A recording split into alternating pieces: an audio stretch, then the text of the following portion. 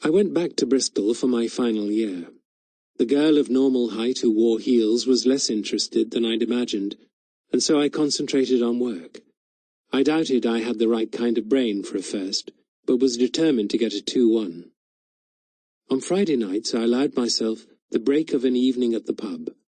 One time a girl I'd been chatting to came back with me and stayed the night. It was all pleasantly exciting and effective, but neither of us contacted the other afterwards. I thought about this less at the time than I do now. I expect such recreational behaviour will strike later generations as quite unremarkable, both for nowadays and for back then. After all, wasn't back then the 60s? Yes, it was, but as I said, it depended on where and who you were. If you'll excuse a brief history lesson, most people didn't experience the 60s until the 70s, which meant logically that most people in the 60s were still experiencing the 50s, or in my case, bits of both decades side by side, which made things rather confusing. Logic. Yes. Where is logic? Where is it, for instance, in the next moment of my story? About halfway through my final year, I got a letter from Adrian. This had become an increasingly rare occurrence as both of us were working hard for finals. He was, of course, expected to get a first. And then what? Postgraduate work, presumably, followed by academe or some job in the public sphere, where his brain and sense of responsibility would be put to good use. Someone once told me that the civil service, or at least its higher echelons, was a fascinating place to work because you were always having to make moral decisions. Perhaps that would have suited Adrian. I certainly didn't see him as a worldly person, or as an adventurous one, except intellectually, of course. He wasn't the sort who would get his name or face into the newspapers. You can probably guess that I'm putting off telling you the next bit. All right. Adrian said he was writing to ask my permission to go out with Veronica. Yes. Why her? And why then? Furthermore, why ask?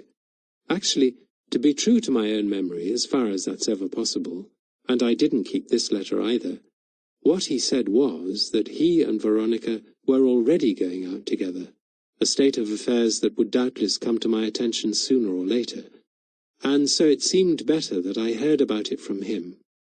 Also, that while this news might come as a surprise, he hoped that I could understand and accept it, because if I couldn't, then he owed it to our friendship to reconsider his actions and decisions. And finally, that Veronica had agreed he should write this letter. Indeed, it had been partly her suggestion.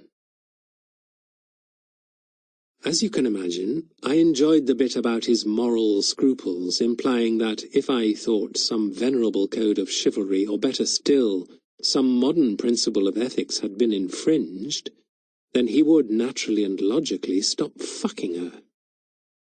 Assuming that she wasn't stringing him along as she had done me, I also liked the hypocrisy of a letter whose point was not just to tell me something I might not have found out anyway, or not for quite a while, but to let me know how she, Veronica, had traded up. To my cleverest friend, and what's more, a Cambridge chap like Brother Jack. Also, to warn me that she would be hanging around if I planned on seeing Adrian, which had the desired effect of making me plan not to see Adrian. Pretty good for a day's work, or a night's. Again, I must stress that this is my reading now of what happened then, or rather, my memory now of my reading then of what was happening at the time. But I think I have an instinct for survival, for self-preservation. Perhaps this is what Veronica called cowardice, and I called being peaceable. Anyway, something warned me not to get involved, at least not now.